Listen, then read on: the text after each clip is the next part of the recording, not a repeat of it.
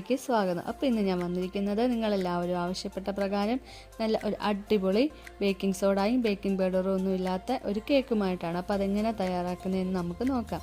അതിനായിട്ട് ഒരു കപ്പിലേക്ക് ഞാനിപ്പോൾ 2 ടേബിൾ സ്പൂൺ കോൺഫ്ലവർ ചേർത്ത് കൊടുത്തു. പിന്നെ അതിലേക്ക് ചേർക്കുന്നത് പാൽപ്പൊടിയാണ്. അപ്പം ഇതുപോലെ 10 രൂപയുടെ പാക്കറ്റ് കിട്ടുമല്ലോ, അപ്പം ആ ഒരു പാക്കറ്റ് ഫുള്ള് പാൽപ്പൊടി ചേർത്ത് കൊടുത്തു.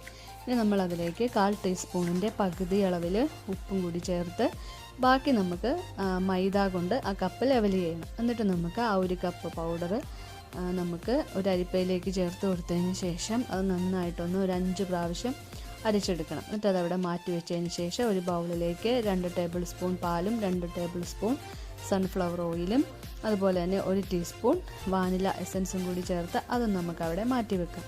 അതിനുശേഷം 4 മുട്ട എടുക്കണം. അത് നമുക്ക് വെള്ളയും മഞ്ഞയും ഒന്ന് വേർതിരിച്ച് മാറ്റി വെച്ചതിന് ശേഷം നമുക്ക് വെള്ളയിലേക്ക് 1 ടീസ്പൂൺ